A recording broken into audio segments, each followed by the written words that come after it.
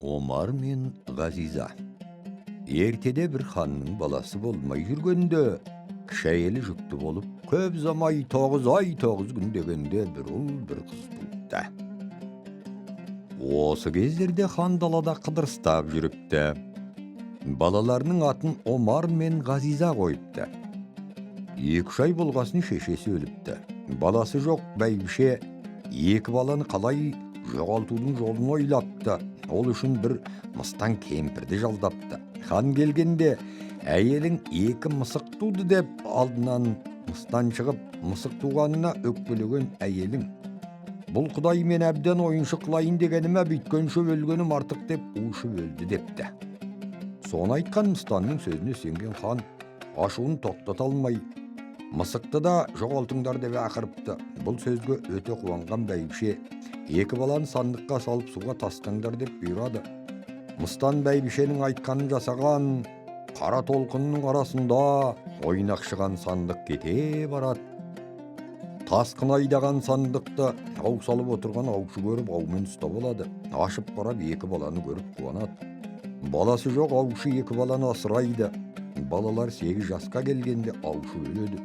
Ол өлерінде Омар мен Ғазизаға: балаларым, мен көп кешікпей өлермін.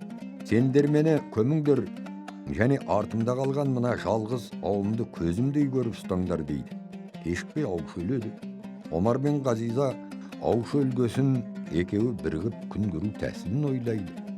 Қолдан жасаған садағымен аң аулап, аулаған аңмен қарындас екеуі күн көріпті. Ғазиза ұзын бойлы, әдемі қыз болыпты. Күндердің күнді Омар Ғазизаға: сен басыңды өзенге не болмаса ағын суға жума дейді. Бірақ Ғазиза ағасының айтқан ақылын алмаған, ағын суға басын жуса, шашына таққан алтын тұлымы үсіп кетіпті. Бұның шашы қалмақ патшалығындағы бір аушының ауылына ілінеді. Бұл тұлымды ол Хасан деген патшаға сыйлық етеді. Бұл тұлымды көрген Хасан еліне жар салады. Осы шаштың иесін тапқан адамға қой басындай күміс берем деп лепіреді. Сонда бір кемпір келіп: бұл шаш осы өзеннің арғы басында Омар деген батыр бар, соның қарындасының шашы деп айтады. Хасан сол күннен бастап соғысқа даярлық жасап, жаз ортасында аттанады. Көп кешікпей Омарға жетеді. Сол күндері Омар аңда жүр екен. Ғазиза келген жауды көргесін қарап отырып өлгенше соғысып өлейін деген пікірге келеді. Үйіне келе жатқан Омар қарындасын құтқарып алайын деп бір шетінен келіп кіріскенде Хасан әскерін сиретіп ақ тастайды. Ең соңында Хасанды көздегенде Ғазиза келіп: аға, атпай ақ қой, мен осы кісіні сүйдім дейді. Қарындасының өз жауына тигеніне өкпелеп құла дүзге шаба жөнеледі. Содан есінен ауып бір жерге барып құлайды.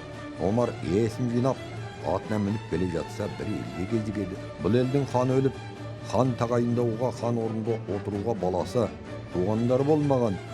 Содан бағанаға киім байлап, соны атып түсірген кісі хан болады депті. Ата кезек Омарға келіпті. Омар атып түсіріпті.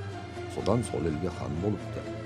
Хасан алып кеткен қарындасы барғасын 2 перзенті болады да, үлкейген сайын ағама барайын деген қиялға келіп бір күні бірнеше уәзірмен өзен жағасына барады. Суға сүңгі үйренген Ғазиза судан әрі қарай өтіп кетеді. Содан уәзірлер Ғазизаға жалынады: Хасан өлтіреді ғой, бері келсейші деп. Ғазиза тұрып: менің 2 баламды алып кел, сосын барам дейді. Уәзірлер айтқанын жасайды. Ғазиза баласын алып ағасын іздеуге тартып отырады. Келе жатса бір қойшы балаға кездесе кетеді. Ғазиза тұрып: бұл қой кімнің қойы дейді. Бұл Омар деген ханның ауылының қойы дейді қойшы. Қазір Омардың халы қандай деп сұрайды қарындасы. Сонда қойшы бала: қазір ол 2 көзінен айырылып отыр дейді. Сонда Ғазиза: мына 2 алманың біреуімен көзін сүртіп, біреуін жесін, сосын сен сүйінші сұра, мен соның қарындасымын дейді. Мен сенің қойыңның қасында тұрайын дейді. Қойшы бала Омарға келіп көрген білгенін түгелдей айтады да, мана Ғазиза берген алмасын береді. Алманы жегенде көзі ашылып кетеді. Содан Ғазизаны өзінің сүйгеніне береді. Баяғы қойшы баланы бас уәзір қылып алады. Ағасы қарындасын, қарындасы ағасын көріп дегеніне жетіпті.